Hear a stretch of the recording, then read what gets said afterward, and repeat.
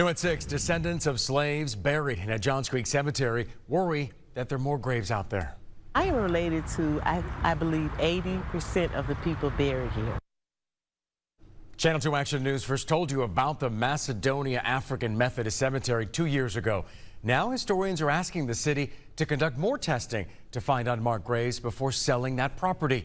Channel 2 investigative reporter Ashley Lincoln spoke with historians about why they believe the city is stalling on this testing. Historians told me these headstones only represent a fraction of the individuals buried out here.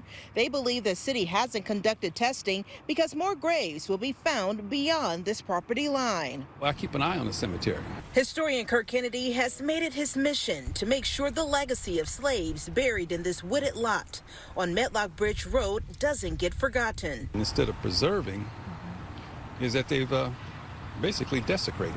Kennedy says the city of Johns Creek hasn't kept up its end of the bargain after acquiring the Macedonia African Methodist Church Cemetery in 2020 by eminent domain. A lot of these folks probably went into the ground without benefit of a casket.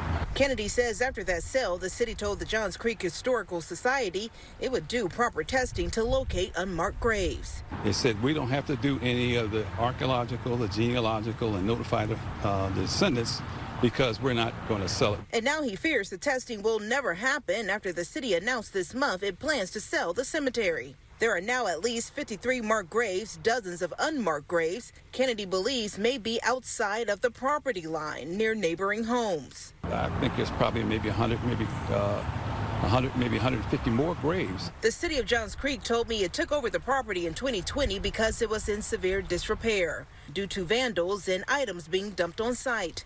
Since 2021, the city says it's maintained the grounds and added fencing.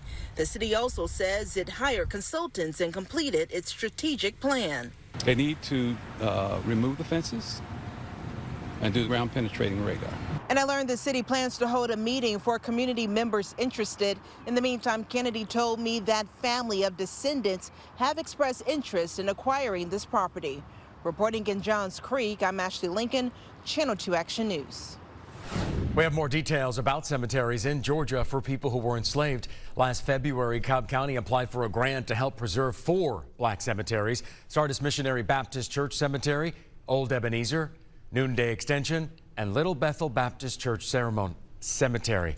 And in August of 2023, the city of Waynesboro in Burke County got a grant to remodel Davis Park, which was once a playground built on top of the graves of enslaved people.